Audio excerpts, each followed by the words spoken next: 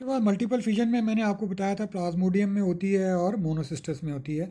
ये एक binary fission और मल्टीपल फिजन के अंदर डिफरेंस दिया हुआ है। बाइनरी फिजन में आपको पता ही है कि it forms two daughter individuals, उसमें कई सारे डॉटर इंडिविजुअल्स बनते हैं। उसमें न्यूक्लियस जो है सिर्फ दो में डिवाइड होता है, उसमें न्यूक्लियस कई में डिवाइड हो जाता है। इसमें एक ये बड़ी चीज़ है कि binary fission no residue is left, तभी हम बोलते हैं कि जो इंडिविजुअल बाइनरी फिजन शो कर रहे हैं वो इमॉर्टल होते हैं, लेकिन इसमें सम साइटोप्लाज्म इज वेस्टेड, ठीक है ना, लेफ्ट बिहाइंड।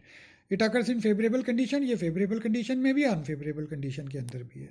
अब हम आ रहे हैं बडिंग। बडिंग में अगर आप देखोगे क्या होता है कि एक स्मॉल आउटग्रोथ लाइक स्ट्रक्चर बनता है, ठीक है, और वो ग्रो कर जाता है और वो अल्टीमेटली एक फुल फ्लैज इंडिविजुअल बन जाता है और पेरेंट बॉडी से वो सेपरेट हो जाता है। तो बडिंग में जैसे मैं हाइड्रा में ये दिखा रहा हूँ आपको, ये देख रहे हो हाइड्रा के अंदर a small bud like structure will be form that will grow and ultimately it will develop into a small daughter individuals, और ये ग्रो करके थोड़ी देर के बाद फिर ये पेरेंट बॉडी से अलग हो जाता है। तो इसमें देखो, इसमें क्या होता है कि ये हाइड्रा की वॉल में एक स्पेशल टाइप के सेल्स होते हैं जिसको हम बोलते हैं इंटरस्टिशियल सेल्स। जो इंटरस्टिशियल सेल्स होते हैं ना, जो इंटरस्टिशियल सेल्स होते हैं वो आपको पता है टोटीपोटेंट सेल्स होते हैं, they are the totipotent cells are there. और आपको ये भी पता है कि totipotent cell they can form any other type of cell. तो it is due to this interstitial cell they have a power of this budding is there, ठीक है। तो इसमें इंटरस्टिशियल सेल बड़ा इंपॉर्टेंट रोल प्ले करता है budding के।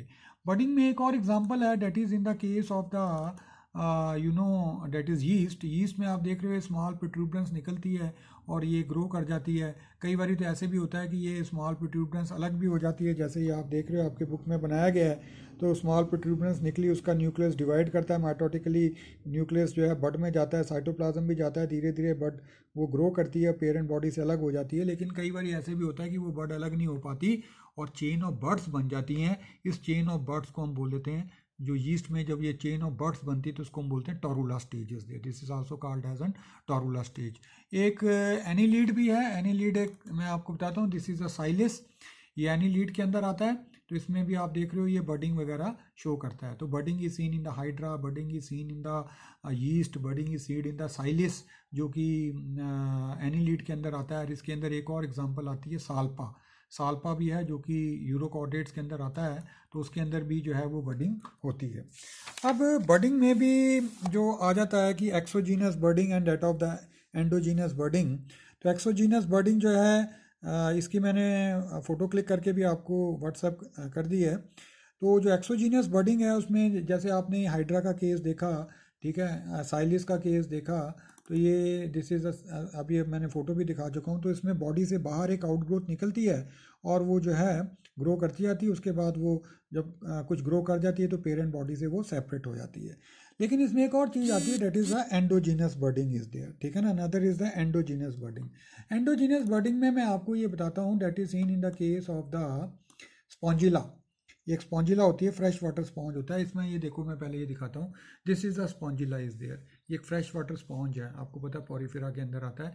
ये इसका बॉडी का स्ट्रक्चर है, ठीक है ना, स्मॉल ये जो इसकी स्ट्रक्चर से निकले हुए हैं, ठीक है ना। इसके अंदर स्पॉन्जिला के अंदर जो बडिंग जो होती है वो इंटरनल बड बनता है। और मैं आपको बताऊँ ये बड़ा पैराडॉक्स है कि अभी तक हम ये जो हाइड्रा में बडिंग पढ़ रहे थे, यीस्ट के अंदर बडिंग पढ़ रहे थे, ये फेवरेबल कंडीशन में बनती है। लेकिन इसके अंदर जो इंटरनल बड बनता है ये to overcome the unfavourable condition के लिए बनता है। ये देखो, ये इसकी जो एक पार्ट जो है जो उसका है, इसको मैंने मैग्नीफाई करके बताया है। तो उसके अंदर आप देख रहे हो कि जेम्यूल्स बन गए हैं। ये देखो, ये these are the gemmules are there. तो ये जेम्यूल्स हैं। इसकी और मैंने मैग्नीफाई किया पिक्चर को, तो और आई हैव मैग्नीफाइड इट।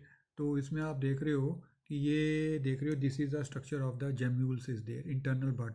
इसका पिक्टोरल डायग्राम ये है, this is the pictorial diagram, ठीक है ना। ये जो है एक्चुअल जो फ़ोटो में जो एक्चुअली दिखता है, तो इसका उन्होंने ये पिक्टोरल डायग्राम बनाया है, this is the pictorial diagram.